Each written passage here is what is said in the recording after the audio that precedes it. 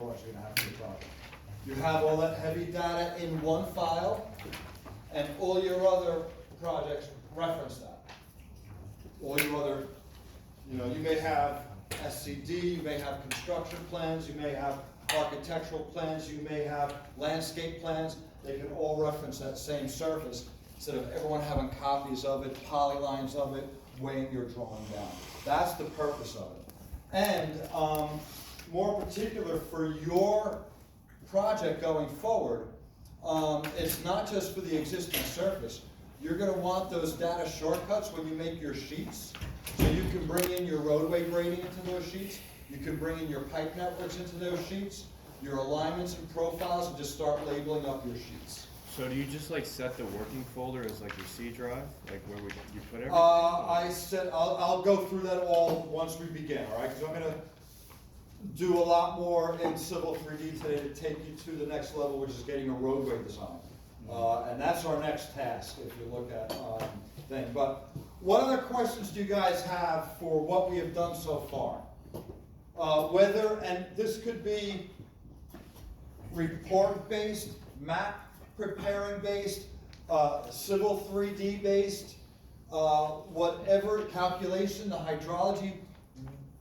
What questions do you guys have to this point with the stuff you're submitting today? Anything besides this? What can I add to this list? Well, I just have a quick question about, like, so for a property that's adjacent to intersecting roadways, what would be considered a roadway? A corner lot that has two roadways, right? Okay.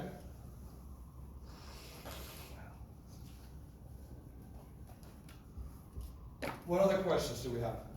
So when you have like multiple drawings, like the detention basin drawing and then like one for buildings, and you XRF them all into one drawing, like the XRFs repeat themselves. Can you figure that out, like with overlaying and attaching? Okay, this one's easy. XREFing, always use overlay. Always use overlay, O, not A. Overlay. This will prevent circular references, okay? The attachments, you're gonna get circular reference errors if you try to open them. And what happens is you have drawing A and drawing B, and drawing A references drawing B references A. You open either one and there's a cycle where it just can't open. In the old days, you more than likely corrupted your drawing if you did that. Civil AutoCAD is much better at learning you those issues now, but generally speaking, all your X references should be overlays. And their insertion point should always be 0, 0.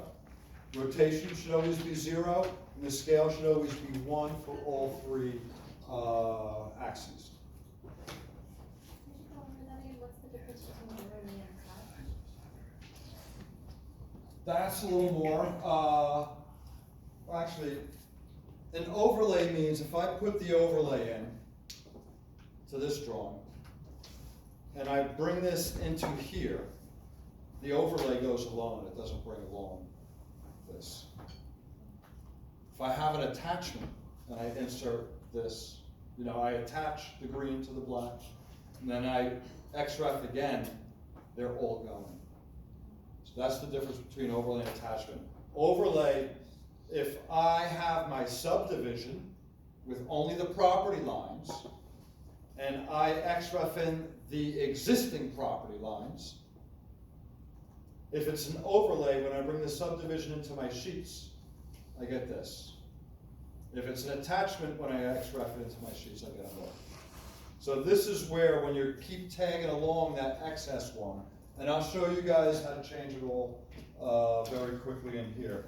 But let's finish that up and review it again. Overlay versus attach. Okay, what else do we have? Let's get this list filled out. Everyone's good. Everyone got through the hydrology, no problem? The hydrographs? So the minimum time of concentration, which is 10 minutes, do you use that for the existing or the proposed? You need to use that for both scenarios. Okay. I'm not gonna complicate it, but just think about a hydrological model. How many hydrology people in here? All right, no, none? All right, so when we deal with hydraulics and hydrology, a lot of times as we build this theoretical model of how things should work and how things should function based on logic. All right, so if I have a big patch of woods and I come in and rip down woods and put up a new road, I should really never expect that time of concentration to remain unchanged or get longer. The pavement should logically make it shorter. You know what I mean? That's the theoretical model. Sometimes real world stuff may give you different results depending on how water is diverted through your site. But generally speaking, you need to use that minimum logically, both existing and proposed. And you'll need to use it in your pipes too, on your pipe calculations. All right? Anything else? Can you go over the, like, for TR55 sheets, the difference between A, B, and C? For TR55 sheets? TR 55, you mean the time of concentration calculation? Yeah. All right. Yes, we can review TC Calc. What else?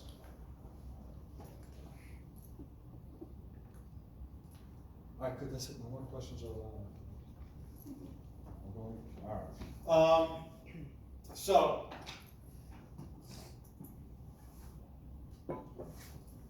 All right, let's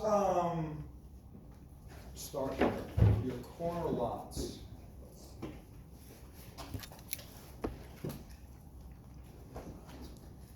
So I'm worried because I just changed my drawing and it won't save. So wow, I'm right, this is my 4th time trying to save this drawing. And look down here at the command line, and you can't even see, can you? All right, hold on.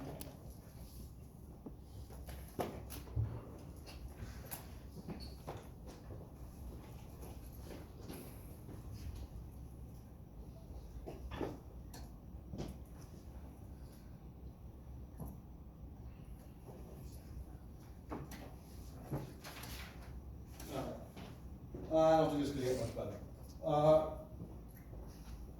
You can see down here, I'll see if I can highlight it. I'm getting some bad errors. And I just saved this, I just worked on this file, and the drawing will not save. Look at this, one or more objects cannot be saved. The operation was not completed, no file was created. And you know what this asterisk means up here? I am not saved, and boy, if I just spent like 2 or 3 hours working on this, oh, I wouldn't know. And I don't want to lose it. You guys know about audit and recover? No? Audit will check your drawing for errors, but ask you to fix errors, say yes. And if you're lucky, it may work. Recover is basically the same thing, but it does it when you open a drawing. And it can do a lot more when you open a drawing, just like you can fix more on your car when it's not running than you can fix when it is running. So look at this, I'm going, we're checking this drawing, it's gonna take a minute or so sometimes. But this is another lesson. What if this drawing is corrupt and I cannot recover it? And what if I was in my final week of design and I had everything in this drawing? My parcels, my roadway grading, my utility design, my sheets, my SCD, my residential grading, all in that one file. How are things looking for my grading? Not great. Not good, not good. All right?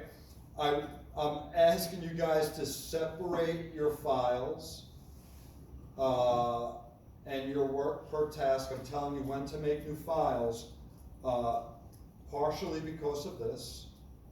And you see we found some nice errors. Let's try a purge and see if we can get rid of, any blocks. And let's see if our save works now. Still will not work. Wow. I lost all that work. It's just not going to save. And that's a bummer. But I really only lost about 15 minutes.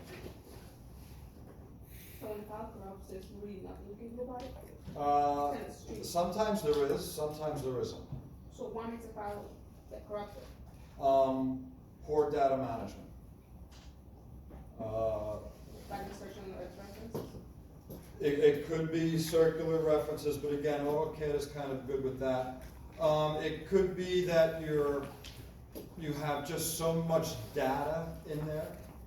Data that may have been copy and pasted and copy and pasted and copy and pasted, and it's really not ever really leaving, or maybe you have multiples, or maybe you've done parcels so many times that there's some ghost parcels in there. But if you follow the recommendations of keeping everything separated, your chances of having that happen are slim, all right? So what I'm gonna do here is I'm gonna not use the open, I'm gonna use the recover command and see if it will recover that file. If Subdivision when it two. doesn't recover corruption? What's that? If it does recover, when you just recover the corruption? It would recover and fix as many errors as it could. I would, if a file was recovered and it found a lot of errors, I would be looking around to see if there was any duplicates or bad things happening. Remember, this is engineering software. It's expecting precision. It's not, a photo editor, which expects more of an expression maybe, right? Random scattering of pixels and pixel colors. When you're drawing a line in AutoCAD, Civil 3D, Revit, architectural desktop, whatever it is you're using, it's expecting you to know that dimension pretty exact. And no errors, so it looks like I may be lucky, but I did lose my edits. Not a terrible problem. But I will try, of course, saving it. And wow. So maybe it's not Civil 3D, in fact, but maybe it's my laptop. I will try to restart, just to make sure.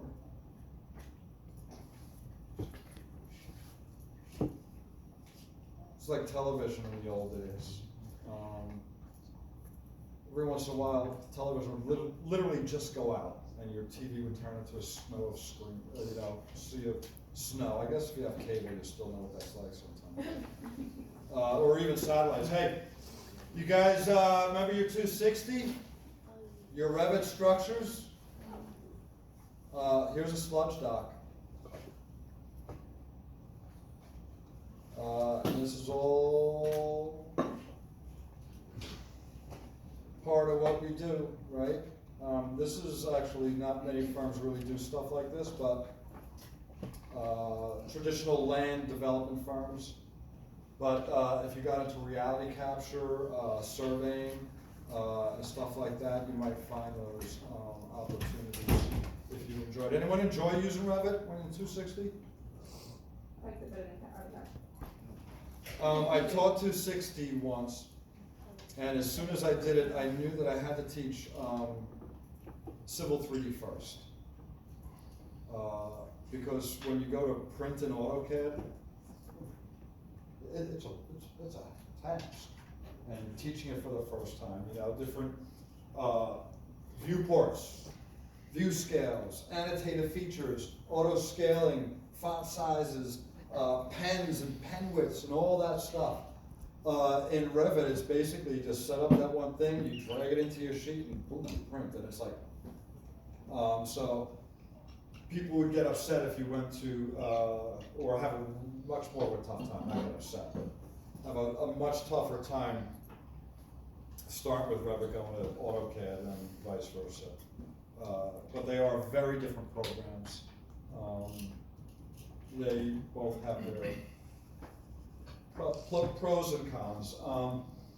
No software is perfect. All the stuff I use and love is actually the stuff that drives me nuts every day, makes me pull my hair out, and I hate as much as I love it. I find as many problems with Autodesk products as I do with Microsoft products, as I do with Adobe products, as I do with Bentley products, as I do with any other product. It's never always meant to do your job exactly. It's meant to do our jobs on a global scale, and a lot of times it's tough to fit all those parameters into our specific requirements. Okay, so while my computer restarts and hopefully is still going strong,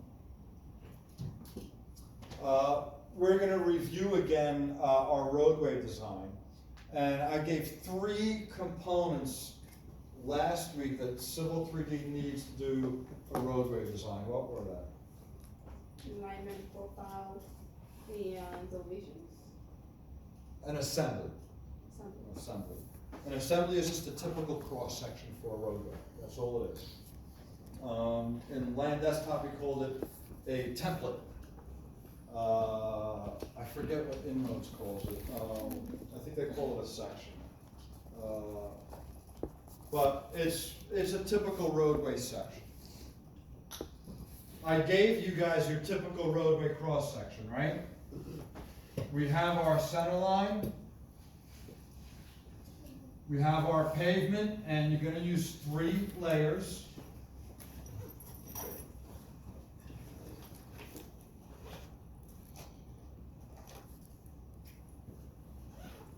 When you choose your cross section in RSIS, you assume 4 subsoils, 4 subgrades for a conservative design. All right. So my Mona Lisa. Da, da. All right. So I went through this last week. This is your typical cross section.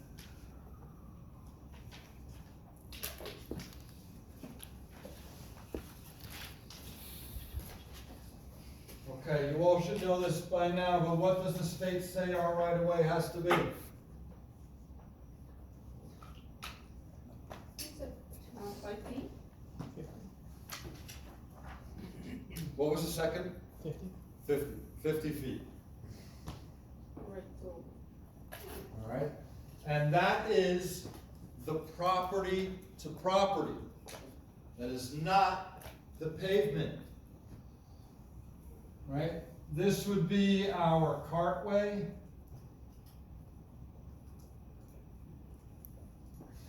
If you include the curb, we'd probably call this more of a roadway. All these terms, some of these terms are subjective to the person you're working for. All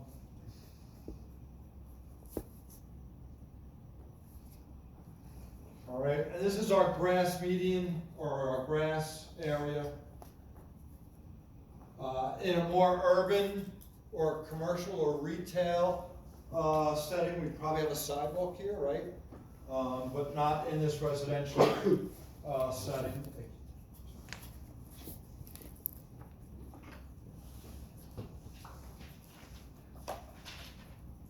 And this is what I told you Autodesk calls the daylight.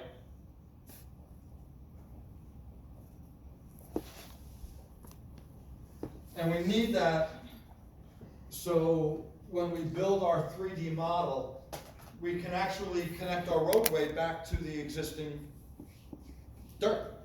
Because we're designing off of vertically, we are designing this road based on the center line elevation. All right? And being that we know this is 2% down, and we know that this is a 6-inch curb, and this is, 6 inches over here to here, we can compute our elevations at all of these points, can't you? This should actually be over here, right? Right, it's simple math, just to compute. If I know this elevation, and I know this width, I can compute that. If I know that height, I can compute that. That width, I can compute that. And I can get elevations all the way out here, right? Yes? Yes. Simple math, right? Trigonometry, right? We can just use our percents and basic algebra. The problem is, when I do this design, I don't know if I'm really putting this finished ground point where the existing ground may be here. It may be here. In either case, even if my proposed elevation was exactly the same as the existing elevation, what do you think the chances are realistically that the EG is going to be right there, all the way down your roadway, on both sides? Start with 0, decimal point, add as many zeros as you can, and then a 1. It's unlikely. So Autodesk needs this daylight, which says, you know what, we're going to take the elevation that we compute through here, and boy, isn't this a good job for a computer? Computing all these elevations all the way down our roadway at 25 or 50-foot sections. In the old days, you know, you were getting your calculator and actually your slide rule, your abacus out, and you were doing a section and computing it through. But regardless, the existing ground could be anywhere. So what Autodesk says is we have this daylight thing, and what it's going to do, it's going to shoot out a ray at your desired slope. And we've got to use 1/3, because that's the maximum proposed grade in this municipal ordinance. And it's going to shoot out a ray up and down until it hits your existing grade, and it will then complete the picture, right? Because your existing grade might be up here, and up over here it may have to shoot up, and then you get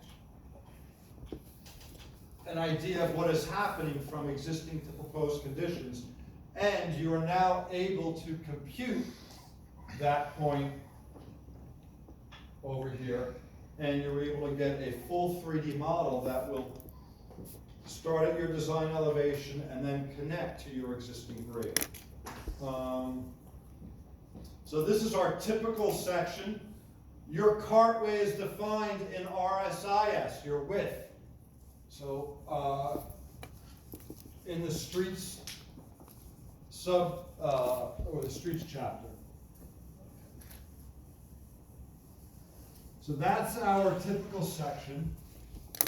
And what we're going to do is try to get the computer started back up.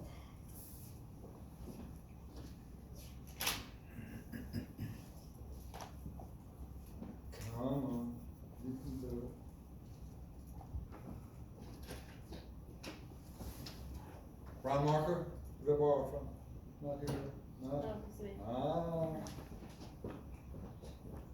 I put the cap on tight, so it's still good. Thank you.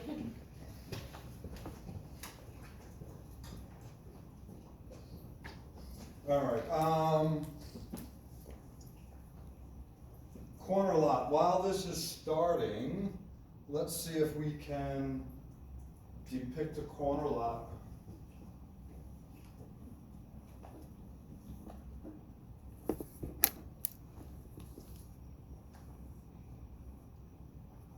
Okay, so here's our street. Here's our corner lot.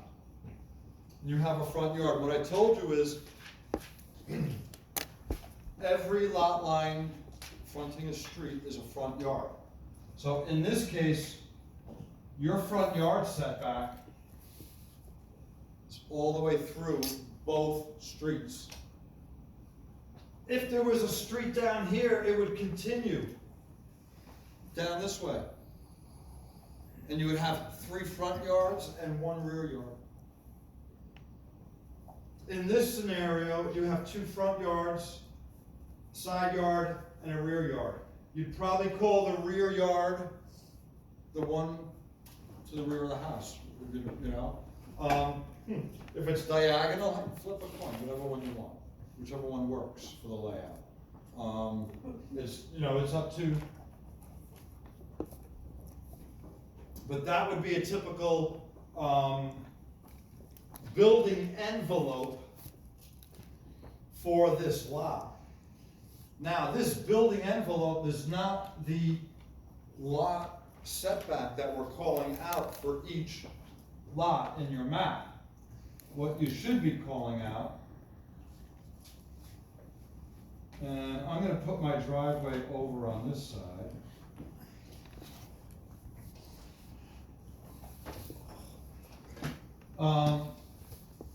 To show you that your driveways can be in the side yard.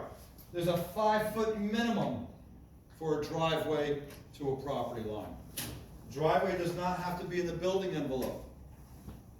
But when you fill out your table or create your dimensions, these are the setbacks that are being called out on the subdivision plan. Your front yard is gonna be the smaller of these two, right? So it would be this one more than likely and not this guy. Your rear yard, side yard, whichever one you would choose.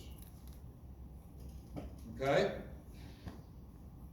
All good? Well, someone had a question on it. Okay, I hope we're good. So you said the driveway could be affected into the right yard, but again, not be in the front yard?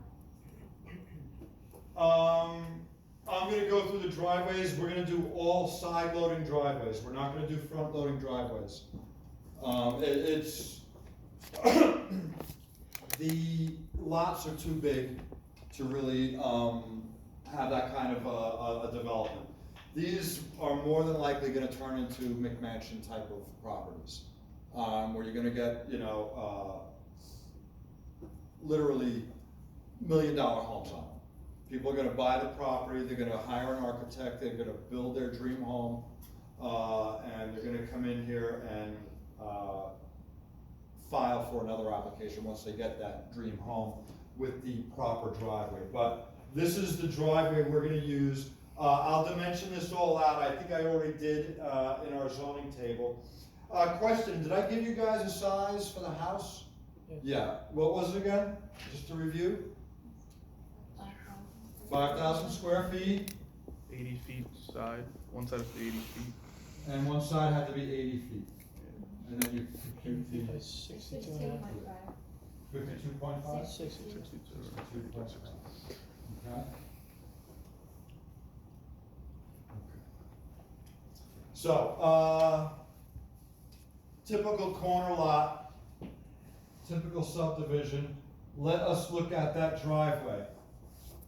Professor, is there, does RSIS have things on the driveway width? Does that have to be a certain width? There is something on a driveway width. I'm gonna give you your, thing, but it's, I don't know if they're calling out driveway as much as they're calling out like, haul roads.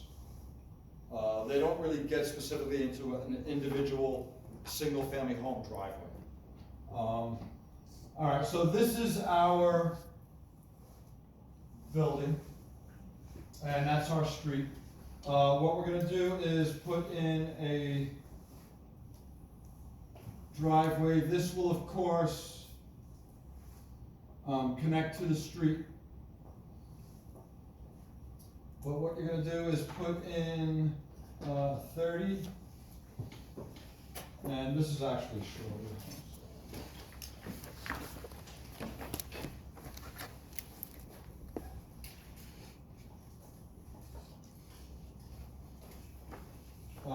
This would be 30. And this is 12 feet. This is R equals 5 feet. This distance here is 5 feet. This R equals 12, and this you can make as 12. Okay. I strongly suggest you draw that rectangle at 80 by 62.5 feet. Put it on a layer called building. Draw the line work for your driveway. Put it on a layer called driveway. Make this a block. Copy it lot to lot, rotate it as you need it. If you haven't already done that. If you have your building set, make a block of this, copy it to the corner of every building, and then rotate it into place. All right? Does the entrance to the road need to be curved? Like a radius? The entrance to the curb should be close to 90 degrees. You should try to get a 90-degree intersection. We talked about 90-degree intersections, right? Now, why do I like 90-degree intersections? Right, because Astro says so. You can see both ways clearly. You can see both ways clearly, right? You come up to an intersection 90 degrees. No, I mean, do you need like a fillet? Like we have a radius of 5 there. Oh, up over here? No, just connect it straight up. Yeah, don't.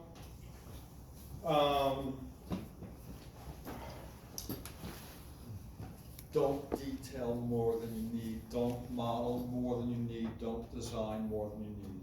I would keep it a very straight thing. Make sure you connect to the bottom of curve and not to the property line.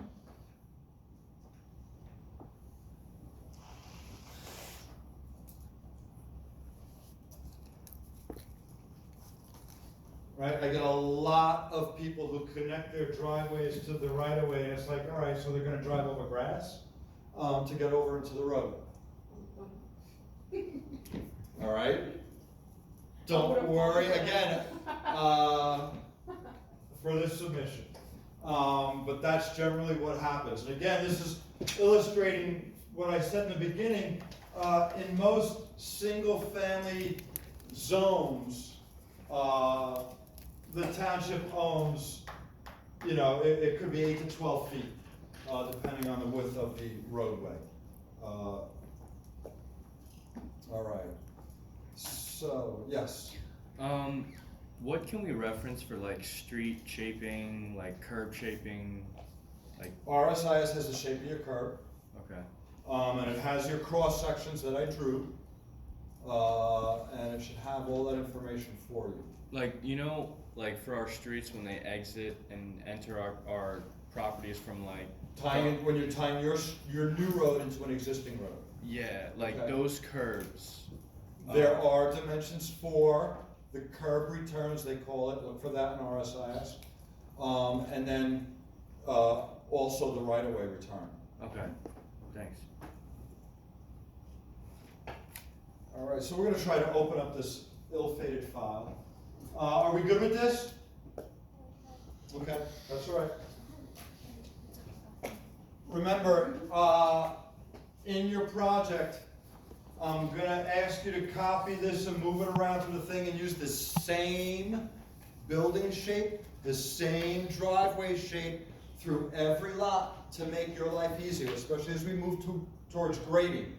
If you come in and start putting in like all these wonderful little bump outs and stuff like this, this is gonna make your grading job a nightmare.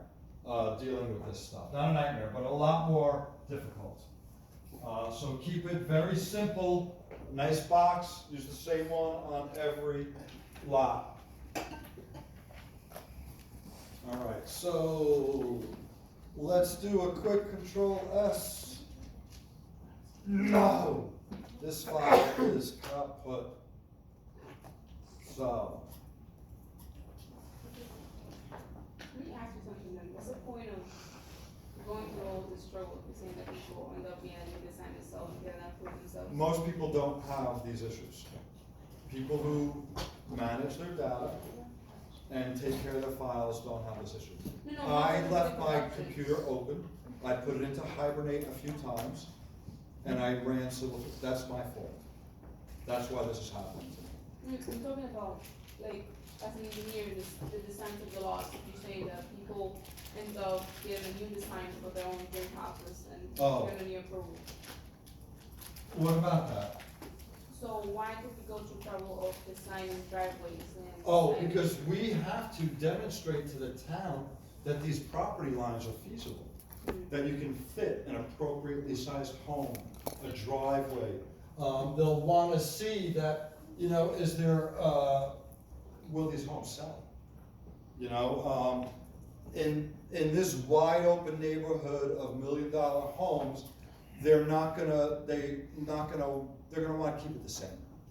And they're gonna wanna make sure that when these people come in and try to put homes setback to setback lines and, you know, these monstrosities, they wanna make sure that it's gonna fit.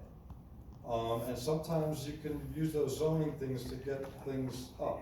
But we need to demonstrate to the town that the lot lines we are proposing are feasible for their zoning. We won't get approved without that.